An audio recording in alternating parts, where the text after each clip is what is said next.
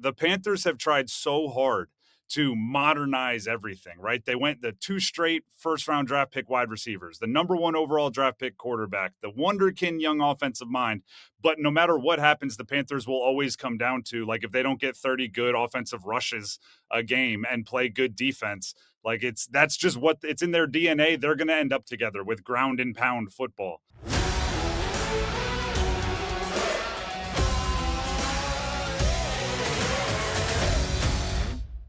Hey, everybody. Welcome back to the Buffalo Plus YouTube channel. Welcome back. Please make sure to like, comment, and subscribe. We have a special guest with us for this week in the What They're Saying category as we look ahead to the Bills' next game against the Carolina Panthers. So what they're saying in Carolina with Tim Donnelly. He is with 99.9 The Drive down south, and we're going to talk to him a little bit about it. Tim, welcome to Buffalo Plus.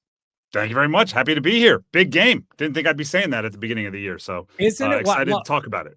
That's the first thing I want to talk to you about, because when you look at the results, and we've been looking at the division because the Bills already had played the Saints, they got the Bucs later, like an idea of what's going on down there, and you're trying to follow what's going on with Carolina. Bills just lost down in Atlanta, and you look at this, and you're like, all right, a little bit of a rough start. Tell me what happened in the Falcons game. 30-0. Now, Bills fans saw the Falcons maybe at their best, especially in that first half. How did Carolina do that? And was that version of the team what's led to this streak and how they've played much better? There's first of all, the Falcons game feels like a fever dream. Even like the Panthers are on this little winning streak, and it's nice, but that game was different, right? I mean, I'd be lying if I said I expected this from the Panthers. After that game on Monday, I was saying the best thing the Panthers did was get out of the way and let the Falcons give it to them. And I'm not disrespecting the Falcons. They've improved a bunch, but in that game, it was much more about the way the Falcons were playing than about the Panthers. Since then, the Panthers have built a little identity running the football. Rico Dowdle's had this explosion, but in that game, it was fairly obvious fairly early that the Falcons had nothing, and the Panthers were just going to sit there and, almost cherry pick, right? They got a pick 6 down on the Falcons' own goal line, and, then 30-0 doesn't happen without a lot of help from the other team. So that game, I don't think the Panthers beat the same team that the Bills just played. I think they beat some bizarro version where they woke up on the wrong side of the bed. They're coming off a win against the Jets, and the Jets, right? I mean, it's the Jets, but you go and you win, and it was on the road. And you talk about the formula, and it seems to have become that. First of all, they've been really good at home, though they'll take the road win against the Jets.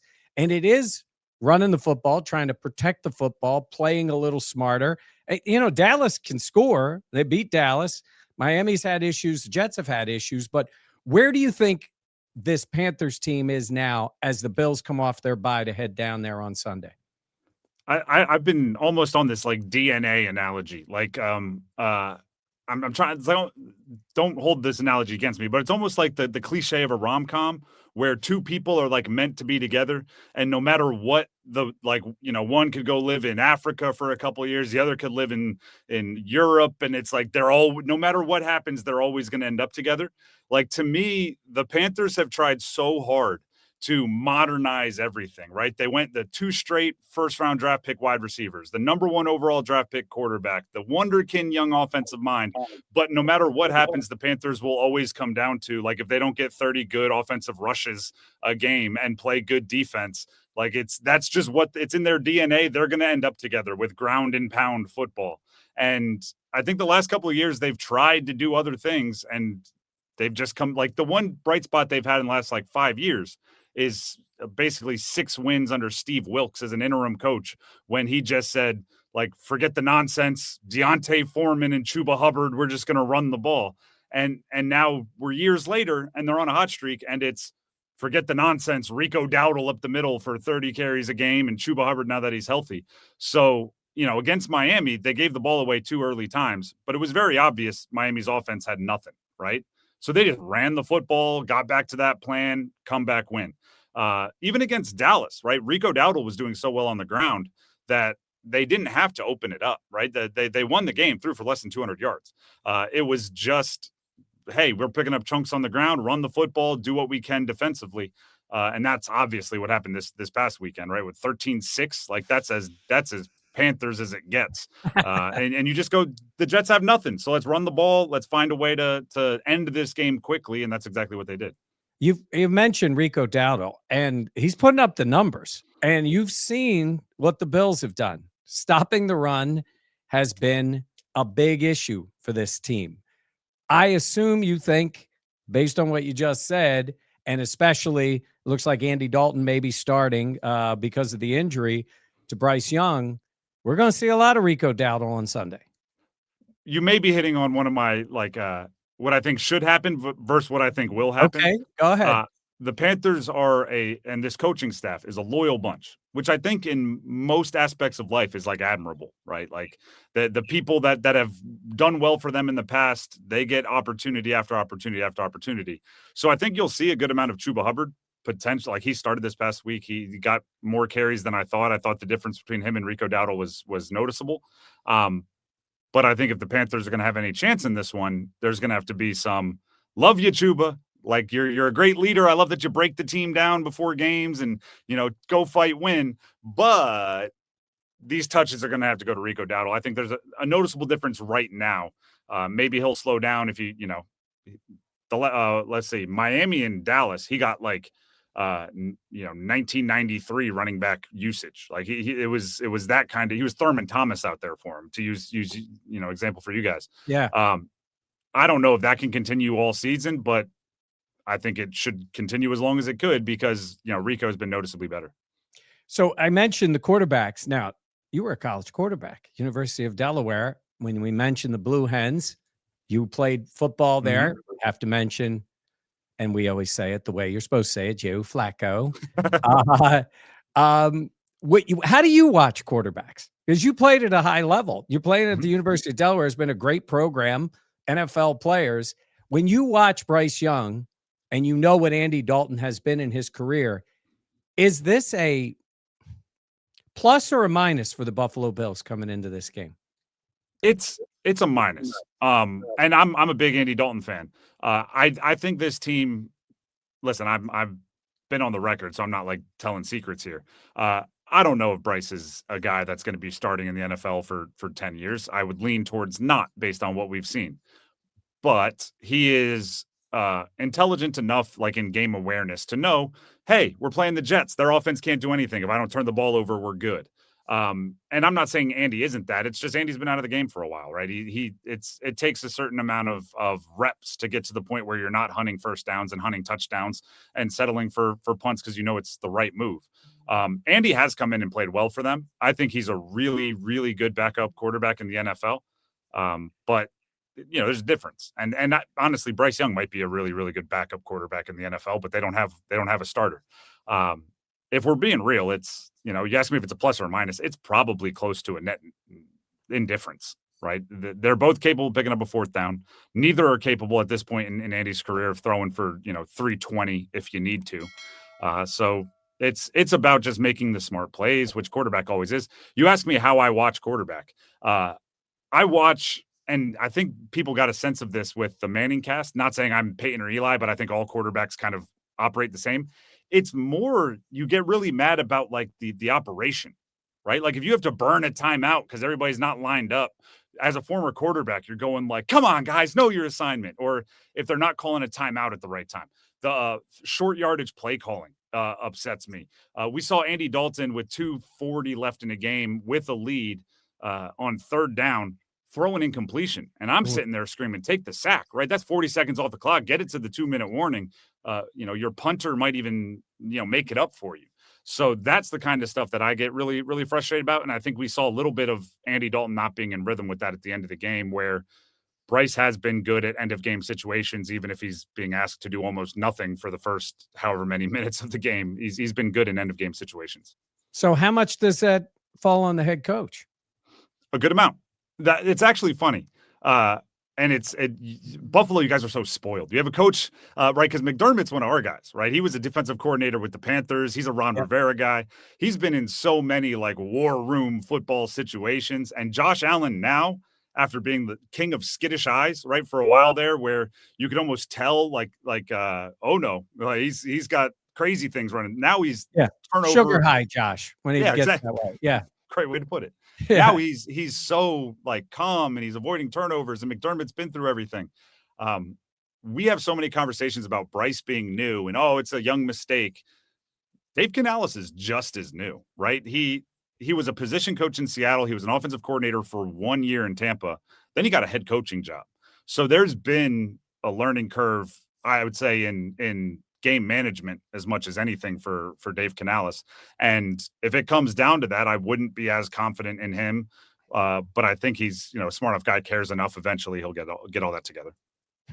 I mentioned the quarterback, so let's talk a little bit about the wide receivers.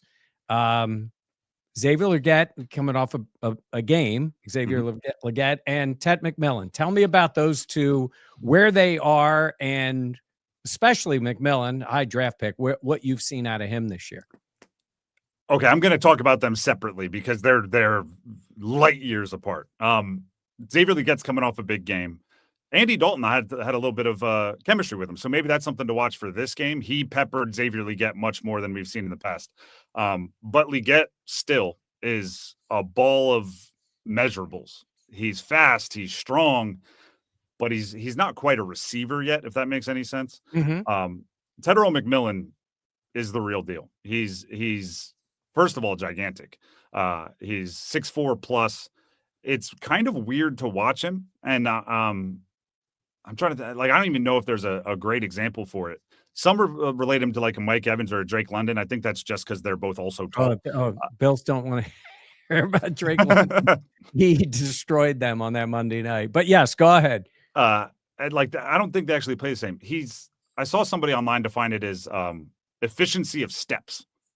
Like so many of these little guys, they set you up with like bing, bing, bing, bing, bing, bing, like almost like they're running those cones or those ladder drills. He does where other people would use 7 steps. He uses 2, but he still kind of gets people off balance. He made a safety fall the other day on a post corner, and I'm going like, why would you fall for that? It looked like he was Euro stepping through the lane, and like it was very obvious he wasn't going to the post, but for whatever reason, it works. The one thing he's had a little bit of case of the dropsies, which we didn't see at all in college on his tape. So I don't think that's permanent, but he's dropped some crucial ones. If you look at, again, some advanced analytics of like first downs per catch or first downs per game, he's near the top of the league, not just amongst rookies. So Tet's the real deal with some, he doesn't like being called Tet. I should correct myself. Tetaroa is the real deal. Okay. It's just so cool. Tet McMillan sounds awesome. So I got to coach myself out of it. He appreciates T-Mac. So I'll go T-Mac. That sounds cool too. Good. T-Mac's the real deal, but he's a rookie, less than half a season into his career. Xavier Legette is boom or bust. It could work. It could not. I think he could be a 12-year player. He could also be out of the league 4 years from now. And then the rest of the wide receiver group is interesting. Jimmy Horn is fast, rookie, 6th-round pick. Jalen Coker, I don't think they used enough last week. I'm hoping it's because he was coming off an injury and they were just easing him in. But at times last year, he was their best wide receiver as an undrafted rookie free agent. They got some characters, but it's definitely McMillan, a large gap, whoever else they have. Unless I'm missing something, I don't see a lot of at least numbers to the tight ends. Is there somewhere we're missing that, or is that just not a big part of the offense? Probably spread out is the way I describe. Jatavian Sanders has been hurt. He's been in and out of the lineup. He's more of the he's a wide receiver that they call a tight end. I would not expect him to be blocking linebackers very often. Then they have Tommy Trimble, who's underrated. He was banged up at the end of last year, missed most of the offseason, but he's coming on. He's more of the traditional tight end, you would think, where he can block and catch passes. And then Mitchell Evans is another rookie. He, somebody misadvised him when he was going into college, because if he would have put on 35 pounds, he probably would have been like the 3rd overall pick as a tackle. Instead, he's a big tight end, and he's caught a touchdown. Like he's good out there, but he's a bigger dude that they lean on. But the issue is just the pass volume, right? If you're not seeing it like stats to the tight end, it's really, if the stat isn't to McMillan, nobody has stats because they're winning games throwing for 190 yards, and they're losing games when they're behind throwing for 220. Like there's just not a lot of volume there. And last thing on the offense, but they did seem to get Dowdle involved in the pass game. He's made a couple of plays, correct? Yes, and that's why I think he kind of had that 1993 usage, because if him and Chuba Hubbard was a start at the beginning of the year. One of the ways they got Dowdle involved was he's a good pass catcher. So then when Chuba Hubbard went down, they just gave him all of Chuba's rushing touches and kept him as kind of the pass catcher that he was designed in, which is how you end up with 34 carries or touches or whatever he had. He can catch. I mean, he had a long touchdown against the Cowboys. That was a blown coverage, which is a quarterback I struggle between. Like, that doesn't really count. That's just a huge mistake from them, and also give me all of my stats like that. Like, yeah, that is a long passing touchdown. And, at the end of the year, when you're looking at your stats, they don't know if it's in a small window or not. So Dowdle he's been playing very, very well. I haven't talked with you guys this season yet, but I have been doing a lot of like accountability stuff where I'm saying like, I didn't see this coming at all, but here's how it's happening. I didn't see the Panthers being above 500. I didn't see Rico Dowdle being this dude, but it's happening. So we have to talk about it. Yeah, no doubt about it. Let's move to the other side of the ball. There's a couple of guys I want to talk to you about. J.C. Horn. How good is he? Stud.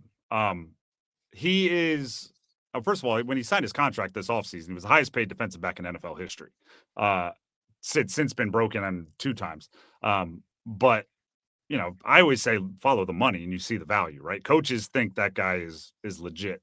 And this is why, like Tet McMillan, I don't think has been as exciting as Emeka Egbuka stat-wise, but I think he's playing maybe better.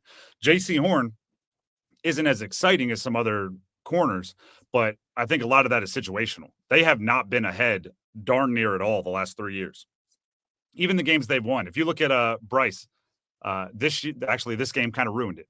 Before this weekend, Bryce Young had 9 career wins. 8 were game-winning drives in the fourth quarter and overtime, which means they're never ahead. Like, they're never playing with a 10-point lead where cornerbacks know they got to throw, right? So J.C. Horn has been really good without a ton of opportunities to like settle in and be greedy. And then this week they're ahead by 10. J.C. Horn gets 2 interceptions, and it's like, oh, look at that. It's kind of nice when the quarterback has to force it a little bit rather than, oh, JC's in the area, let me throw it away because we're up and I just want to protect the lead. So like, don't get me wrong, J.C. Horn, he's legit, and there's a reason why they paid him all that money. Yeah, I don't know, and I'll ask you this: if he follows receivers or if he plays his side, the Bills don't have a one realistically that anybody would follow. You just you're touching the third rail all over the place. Okay, they do not travel him. He has requested publicly at the end of the Dallas game.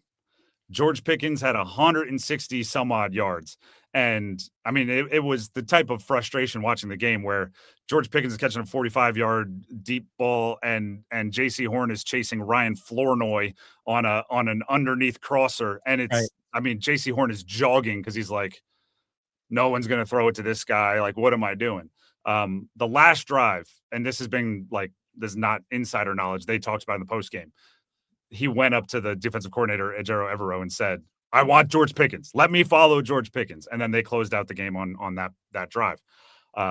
It doesn't happen often. He's a boundary corner. It's at times frustrating, but I guess it's nice to know that boundary's always locked up. Yeah, no doubt. Speaking of that, so the Bills like to have this saying of everybody eats. And in most of our opinions, it's because they don't have a guy who wants to eat the most. And they've played like Drake London. They just threw him the ball. We mentioned Joe Flacco when he's like, hey, I have Jamar Chase. I'm just going to keep throwing it to this guy because he's really, really good. From a quarterback's perspective, it's nice to spread the ball around. But if you got a guy, you just keep throwing it to him, right? Yeah, I'll give you two quick stories on that one. One, so to name drop, but it's family drop. I don't know. My cousin is Mike Lennon, right? He's my first cousin, 10-year NFL quarterback. Right. When he was coming out of high school, he played in the Under Armour All-American game. And for whatever, I don't know, they gave like an offensive MVP and Mike got it. And I remember hitting him up after like, hey, like, way to go. And his response was basically, did no one notice I only threw it to Julio? Because he had Julio Jones on his team and he had, Yeah. I don't know, 10 catches and 9 of them, or 10 completions and 9 of them were to Julio. And that became like because he's a year older than me, that became one of my like mantras, which is exactly what you just said, right? Joe Flacco's no dummy, and only a dummy wouldn't throw it to Jamar Chase a bunch. Oh, look at that. He threw it to Jamar Chase a bunch. I've always been a guy who, like, if you have a dude, use it. In my college highlight film, I showed it to my friend. And like, as a, hey, look how good I am. And his response was, who's number 19? Because number 19 was my number 1 wide receiver. And he was like, that's not your highlight film. That's his highlight film. And I was like, well, yeah, but I mean, someone had to be smart to throw it to him, right? Like, Nice friends to have, right? yeah. So I am a good believer in like having a number 1. That being said, I don't think your number 1 has to be like like for the Bills, the number 1 is Josh Allen, right? Josh Allen, whoever he's throwing it to becomes your number 1 because he's that wildly talented. He's one of my favorite quarterbacks to watch. It's really been fun watching his development. So, you know, I'll give you another like quarterback theory thing here. There's this evolution of a quarterbacking, which is when you're young, you know, oftentimes you go to a bad team, especially if you're a high pick. And then when they give you the studs, you kind of blow up, right? Third year, Allen gets Diggs. Third year, Tua gets Tyreek. Third year, Hurts gets AJ Brown. And all these guys, they blow up. And then, due to salary cap purposes, usually you sign your contract. They start slowly taking things away, like one by one, and you get to see who's legit, right? And like, you know, Tua maybe didn't pass that test as well. Obviously, Patrick Mahomes passed that test when they started taking away Tyreek, and all of a sudden all these guys are gone other than Kelsey. So for Josh, yeah, you're at that point now where we're going to start making jokes. Remember all the jokes about Tom Brady can take a grocery checker from Foxborough, sack and save, and you know, he'll get him 100 yards. Aaron Rodgers never had a first round pick wide receiver. It's like once you hit a certain point where you're that good, they stop giving you number 1 wide receivers because it's now on you to turn them into number 1 wide receivers. And obviously Josh Allen is at that point. Yeah, it'll be interesting to see how they play it this week because the Bills have tried to be more of a running game. James Cook's probably their second best player. I mean, he's been really good when they give him the ball. But it seems like the Panthers have done a pretty good job against the run. Derek Brown, right? Did a light go on? Has he been, he was a high draft pick, but it played really well against the Jets. Tell me about him.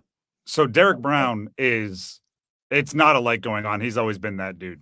What is it? 2 or 3 last year, whatever. So, I never know what to call last year or the year before. Last year, he was hurt he got hurt week 1, didn't play. Year before, as an interior defensive lineman, he had 103 tackles, which is, I believe, and I'm saying I believe, like, I don't know. It's an NFL record. That's the most for an interior defensive lineman. He is a run stuffing, like, prodigy. The difference is, in modern football, if you're going to be the Aaron Donald, if you're going to be the Chris Jones, you got to be able to stuff the run and throw 10 sacks in there. He hasn't done that. So although he had 2 last week, 3, I believe, ties his season high already that he has this year. So maybe he's leveling up in that way. But as a run stuffer, he's been great. And coming off the injury, the first 2 or 3 games, he wasn't himself. He has since, I don't know if it's believing in, the injured body part, and now he's like all in, not thinking about it. But it's wild how this rise of the Panthers run defense, which is now over the last month, one of the best in the league, coincides with Derek Brown looking like the Derek Brown pre-injury. So, I mean, James Cook is as laterally quick as anybody. I'm not saying he won't pop off a few times, but it is going to be tough sledding between the tackles against this team because they got a dude who doesn't always, like this past week, he showed up in the stat sheet, got a couple sacks, 7 tackles, 3 for a loss, I think, couple passes defense. But a lot of times it's that stupid interior defensive lineman thing where, he's just swallowing up blocks and then everybody else has good stats and you don't realize how good he is until he's off the field. So I always ask this because I think I looked at the number and it's kind of a high number. I think the Bills are 7.5 point favorites in this one. Um, and here the Panthers have not lost at home. Um, what's the game plan? What's the path? And I think I already know it. You've described it. It's Andy Dalton that it's out there. What's the path for them to, we'd say, upset the Bills and go to 5-3 on the year? I think there's a bit of hope there. I don't think that number's outrageous. The Panthers have won a good amount of games, but that part of that is opponent based. Like they're not beating a 27 Yankees like murderers row of a schedule. The path is like they have to run the ball, and maybe it's a little different with Andy. But when Bryce is the quarterback, it's very much he can be really good in small sample sizes. He, quite frankly, has been bad when asked to throw it 30 or more times a game. So they've kind of built that offense around that theory of if we can limit our quarterback to like 24 attempts, we can be pretty good. And the only way you do that is to shorten the game, run the football, play good defense, right? If you get behind 2 scores, I don't like them unless it's against the Dolphins where you gifted them 2 scores of a lead and you're very aware that their offense can't do anything, which won't happen with the Bills. So it's Pop Warner football out there, right? It's can you run the football? Can you tackle? Can you make the Bills have 12 play touchdown drives rather than 4 play touchdown drives? And can you limit the responsibility of the quarterback? And last thing for me is where the fan base is, and this is based on maybe what you hear in calls, what you see on social media, and people that you talk to. When Sean McDermott was there as coordinator, with that team, they ended up, with Cam, they go to the Super Bowl. They've had fits and starts trying to be good again. Where's the fan base? That's a big, broad question, but where's the fan base on this team? Wait and see, encouraged, not sure. Where do you think they are? Nobody is wait and see. Everybody, like if there were spectrums, it is like the Sharks and the Jets. There's a contingent that thinks this winning streak is fool's gold. Bryce needs to go. Dave Canales needs to go. The owner needs to go. You need to start over. All of this bad stuff. And then there's the contingent that if you even suggest hey, Bryce might not be the guy long-term, they're crushing you because he's the best and he's a great guy and they're set up for the future. And this winning streak has emboldened that second group quite a bit, right? They have been quiet because it's been so rough the last 2 years. But I think there's an optimism that's waiting to come out. I know the Bills have been through it, but I'm just going to paint a picture of where the Browns were like 24 months ago. They traded away their first round pick, and that ended up being the number 1 overall pick. So you were the worst team in the NFL, and you don't even get the one prize that you get for being the worst team in the NFL. So that is there's no accusations of tanking. I'm sure other teams were tanking trying to get the number 1 pick, and they still couldn't be as bad as the Panthers were doing. There was no reason to tank. So to go from there to now 4-3, the ones that have been believers are definitely taking a victory lap, but the ones that have been all the way out are kind of digging their heels in as well. There's very little, hey, you don't have to make a decision on Bryce until this offseason. We got to pick up his 5th-year option or not. There's very little of that. It's either he's our guy or he's not. And that's kind of how everyone is on the whole regime. And the last thing would be a lot of Western New York ends up down in your area. I'm sure you probably see or hear them all over Carolina. What's the atmosphere like at these games these days? And what's it like for visiting fans going in to see a Panthers game? It's getting better. It's getting better. We will not describe any of our fan base as a mafia. There's not that yet. But you're seeing more jerseys around. You're seeing more of that sort of thing. I assume there will be a good Bills contingent. We joke when the Rangers play the Carolina Hurricanes that Rangers fans had to drive all the way from 20 minutes away. There's those jokes, but the Carolina faithful they're faithful. They're there. You're not filling stadiums a ton, but they're there. And I think I'm sure the Bills felt this for a little bit. it does feel like there's a big group that's just waiting for like that one real season to jump all the way in. And maybe their ears are perked up, right? They might not be driving all the way to Charlotte for the game, but they might be going to a bar this weekend. Like they might be, wearing their shirt in public when they normally wear it on the couch. Like we're inching out there. And I think that's good.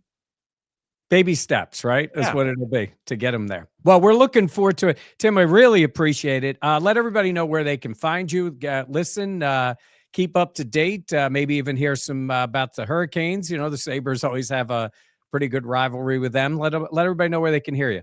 99.9 The Fan is our station. We have an app, or probably easiest on YouTube, 99.9 The Fan.